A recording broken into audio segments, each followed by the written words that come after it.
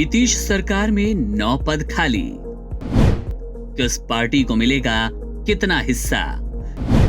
26 मंत्रियों ने ली शपथ। अब कौन होंगे अगले 9 लकी विधायक? बिहार में एनडीए की ऐतिहासिक जीत के बाद मुख्यमंत्री नीतीश कुमार की नई सरकार का शपथ ग्रहण समारोह गुरुवार को संपन्न हुआ। राज्यपाल आरिफ मोहम्मद खान ने मुख्यमंत्री नीतीश कुमार के साथ 26 मंत्रियों को पद और गोपनीयता की शपथ दिलाई। इस तरह से कुल 27 सदस्य मुख्यमंत्री समेत शपथ ले चुके हैं।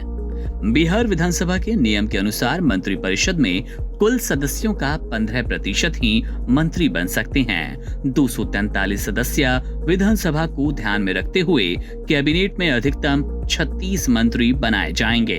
इस हिसाब से अभी 9 मंत्री पद खाली हैं, जिन्हें भविष्य में कैबिनेट विस्तार के दौरान भरा जाना है। इस बार के चुनाव में एनडीए ने 243 में से 202 सीटें जीतकर स्पष्ट बहुमत हासिल किया। मंत्रियों के कोटे को साधारणतः 6 विधायक प्रति एक मंत्री के आधार पर बांटा जाता है। सबसे बड़ी पार्टी भाजपा के पास 89 विधायक हैं, जिसके हिसाब से उसे 16 मंत्रियों का कोटा मिलता है। जेडीयू को कुल 15 मंत्री बनाने का अधिकार है। इसके अलावा लोजपा रामविलास 2 मंत्री पद मिल चुके हैं, जबकि हम और रालोमो को एक मंत्री का प्रतिनिधित्व मिला है। वर्तमान में भाजपा की कैबिनेट में 14 मंत्री शामिल है, जिसमें 2 डेप्यूटी सीएम शामिल है। इसका मतलब है कि भाजपा के 2 मंत्री पद अब भी खाली हैं। जेडीयू के पास 15 मंत्री पदों का कोटा है, लेकिन अभी सिर्फ 9 मंत्री शपथ ले चुके हैं। इसका मतलब जेडीयू के 6 मंत्री अभी भी शपथ लेना बाकी है। 6 पद रिक्त हैं। इसके अलावा भाजपा के 2 पद और जेडीयू के 6 पद मिलाकर कुल 8 पद खाली हैं। लोजपा रामविलास, हम और रालोमो के कोटे भर चुके हैं, इसलिए उनके लिए कोई रिक्त पद नहीं। यह देखना दिलचस्प होगा कि जेडीयू अपने बचे हुए 6 मंत्री पदों में किन नेताओं को शामिल करेगी। जेडीयू के भीतर कई पुराने और नए नेता हैं, जो इन पदों के लिए दावेदारी प्रस्तुत कर रहे हैं। जातीय संतुलन, क्षेत्रीय प्रतिनिधित्व और पार्टी संगठनात्मक समीकरण इस निर्णय में अहम भूमिका निभाएंगे।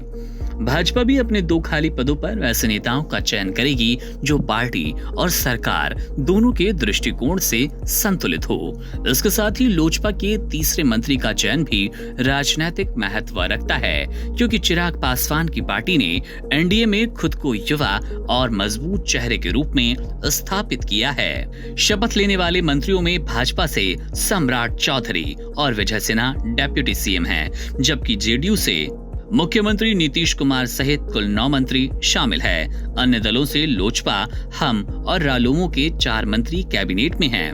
रिक्त पदों को भरने के बाद ये साफ होगा कि एनडीए के भीतर शक्ति संतुलन किस रूप में स्थापित होगा। कुल मिलाकर कैबिनेट विस्तार के दौरान ये देखा जाएगा कि जेडीयू अपने 6 खाली पदों पर किन नेताओं को शामिल करती है और भाजपा अपने 2 पदों पर किस तरह का संतुलन बनाएगी। ये विस्तार एनडीए के भीतर राजनीतिक समीकरण, जातिगत और क्षेत्रीय संतुलन तथा भविष्य की रणनीति को स्पष्ट करेगा। मंत्रियों के विभागीय बंटवारे के साथ ये तय होगा कि गृह, वित्त, सड़क निर्माण, ग्रामीण विकास और स्वास्थ्य जैसे अहम विभाग के नेताओं के पास जाएंगे।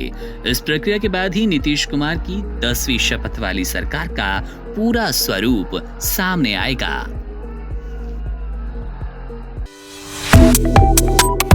Subscribe to One India and never miss an update. Download the One India app now.